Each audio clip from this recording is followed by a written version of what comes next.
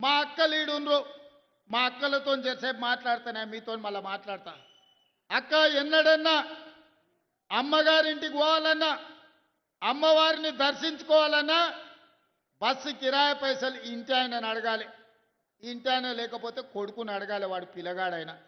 ఇక వాడు ఇప్పుడు కాదు పో, మళ్ళా చూద్దాం దసరా పండుగ పోతారా అంటే వాడు సంక్రాంతి పండుగ పోదులే, ఇప్పుడు అమ్మగారి ఇంటికాడ ఏం దాచిపెట్టినావు బూర్కలాడ్డు ఉన్నదా అని అంటే మనసులో బాధ అయినా దుఃఖం దిగమింగుకొని మా అక్కలు మళ్ళా పండుగ వచ్చినప్పుడు చూద్దాం కానీ అమ్మగారి ఇంటికి అమ్మని చూడని కానీ అనుకునేది. అవునా అక్క?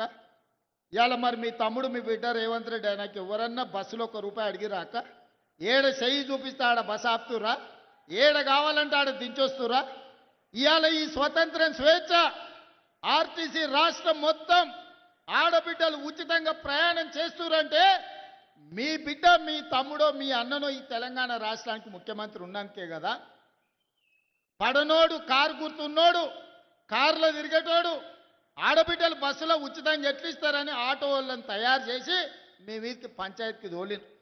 ఏందే వాళ్ళు చెప్పేదంటే ఆడబిడ్డలకు బస్సులో ఉచిత ప్రయాణం ఉంటే ఆటో ఎక్కలేరు, ఆడబిడ్డలు అంతో ఇంతో రూపాయి కూడబెడితే వాళ్ళ పిల్లల చదువులకు వస్తాయి కాబట్టి అవి గుంజుకుంటే చదువు రాకుండా పిల్లలు తిరుగుతారని మిమ్మల్ని దెబ్బతీయనికి ఆటో వాళ్ళని నా మీదకి పంచాయతీకి తోలేరు.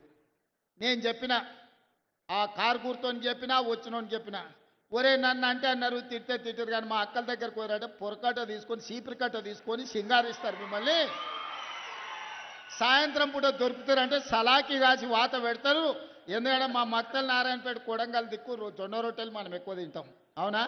సాయంత్రం అయితే రొట్టెలు చేసుకుంటాం కదా, సలాకి కాల్చి మా అక్కలకు దొరికినంటే వాత పెడతారు. మీరు మా అక్కల దగ్గర గోకుర్రా, ఇక జర ఎక్కువైందంటే కళ్ళల్లో కారం కూడా పెడతారు, మామిడికాయ తొక్కు పెడతారు కళ్ళల్లో అని చెప్పిన. కళ్ళల్లో నిప్పులు పోసుకుంటారు మా అక్కలు ఆర్టీసీ బస్సులో పోతే.